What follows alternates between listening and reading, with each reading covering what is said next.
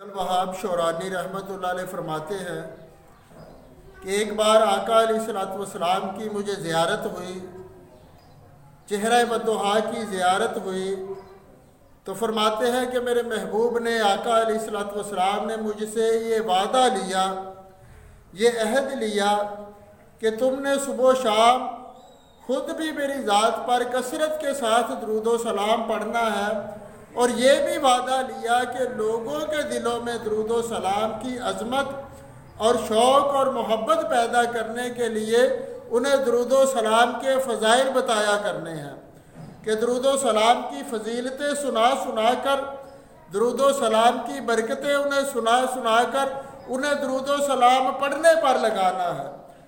تو سوچیں کہ یہ عمل میرے محبوب کو کتنا محبوب ہے، یہ درود و سلام والا عمل میرے محبوب کو کتنا عزیز ہے، اور جو درود و سلام پڑھتے ہیں اور جو پڑھاتے ہیں، غور کریں کہ ان سے میرے محبوب، میرے آقا کتنی محبت کرتے ہیں کہ خواب میں آ کر حکم فرما رہے ہیں کہ عبدالوہاب شورانی، تم نے میری ذات پر خود بھی صبح و شام درود و سلام کی کثرت کرنی ہے، اور اپنے حلقہ احباب میں درود و سلام کی برکتیں، درود و سلام کی فضیلتیں بتا کر لوگوں کے دلوں میں درود و سلام پڑھنے کا شوق پیدا کرنا ہے۔ اور یقین کریں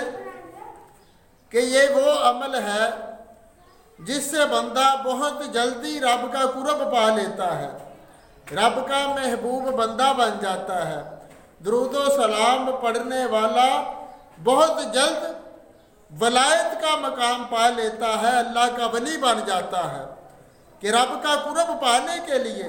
رب کا محبوب بندہ بننے کے لیے درود و سلام والا عمل سب سے آسان ترین طریقہ ہے، آسان عمل ہے۔